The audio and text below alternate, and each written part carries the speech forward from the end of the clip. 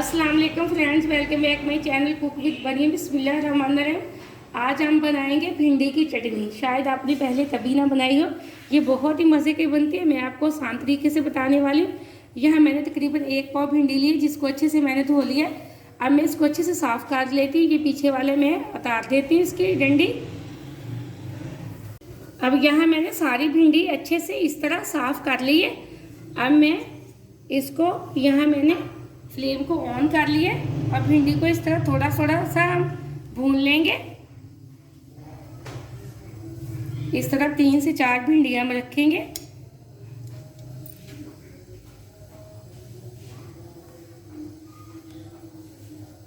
बदल बदल के हम अच्छे से इनकी करेंगे भुनाई। यहाँ काफ़ी हद तक ये देखिए हमने भिंडी को भून ली है। इसी तरह ये देखिए एक भिंडी हमारी अच्छे से भूनी गई है। इसको हम चूल्हे से नीचे उतार लेते हैं। इसी तरह मैं बाकी की सारी भिंडी अभी भून लूँगी आहिस्ता आहिस्ता। बिल्कुल लो फ्लेम पे हम इनको इसी तरह रखते जाएंगे और भून भून के एक प्लेट के अंदर रख लेंगे। यहाँ मैंने अपनी सारी भिंडियों की भुनाई कर ली। अब मैं फ्लेम को ऑफ करने लगी। इनको एक प्लेट के अंदर निकाल लेती हूँ। ये देखिए माशाल्लाह से मैं सारी एक प्लेट के अंदर निकाल ली है।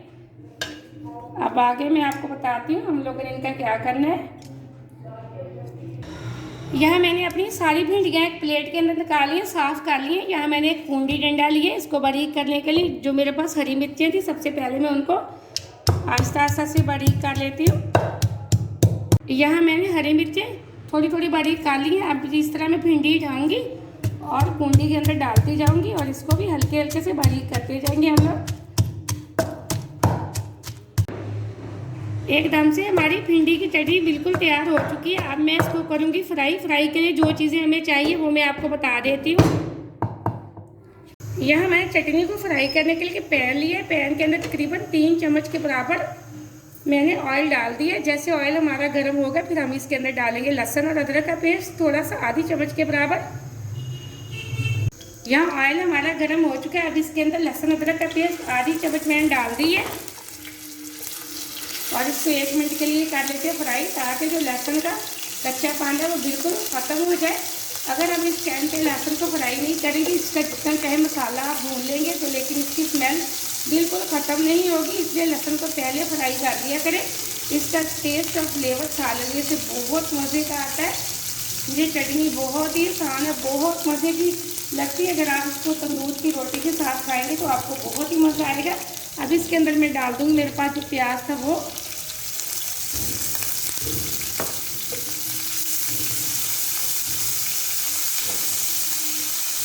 अब यहाँ हम हल्का हल्का सा प्याज को नरम करेंगे। हमें इसको ज़्यादा बिल्कुल नहीं ब्राउन करना, सिर्फ हमने प्याज को नरम करना है। चटनी के अंदर सिर्फ प्याज को नरम किया जाता है, बल्कि सालन वाला मसाला बिल्कुल नहीं तैयार किया जाता।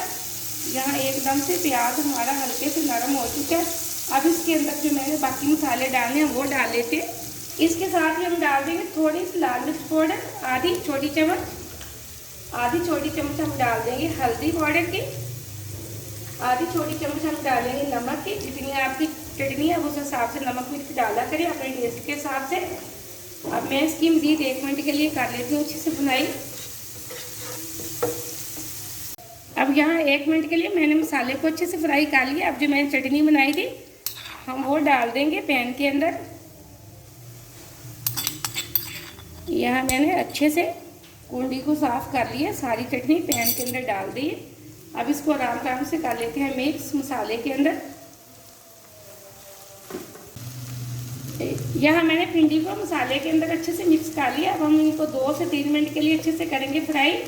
माशाल्लाह से एकदम से वाइट चटनी बहुत अच्छी बनी। आपने यकीन से कहते पहले कभी नहीं खाई होगी। आप इस रेसिपी को ज़रूर ट्राई करें, वीडियो को पूरा देखा करें और लाइक भी किया करें। आपने अगर अभी तक चैनल को सब्सक्राइब नहीं किया तो जल्दी से कर लें, ताकि हर आने वाली वीडियो सबसे पहले आप देख सकें। इसी तरह मज़े मज़े की नई नई चीज़ें आप बना सकें। अब इसको तंदूर की रोटी या बेशक चपाती या पराठे के साथ खाएं, आपको बहुत मज़ा आने वाला है। एक नाम से हमारी चटनी बिल्कुल रेडी होने वाली है। मज़ीद मैं इसको 2 मिनट अच्छे से फ्राई कर लेती हूँ। यहाँ एकदम से हमारी चटनी बिल्कुल रेडी हो चुकी है। मैंने इसको 3 से 4 मिनट अच्छे से फ्राई कर लिया। अब मैं इसके अंदर कुछ मसाले डालूंगी। यहाँ मेरे पास है खुश्क धनिया पाउडर, वो मैं डाल दूंगी 1 चम्मच छोटे वाली। इसी तरह आधी चम्मच छोटे वाली मैं डालूंगी पिसे हुए गरम मसाले की। इसको कर लूँगी अच्छे से मिक्स। अब फ्लेम को हम ऑफ कर देंगे। एंड पे हम इसके अंदर डालेंगे हरा धनिया थोड़ा सा,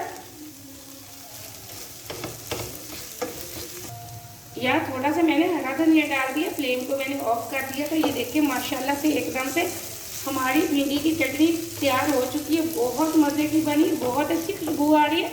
आप इस रेसिपी को ज़रूर ट्राई करना। मुझे अगली रेसिपी के लिए इजाज़त दें। अल्लाह हाफिज़।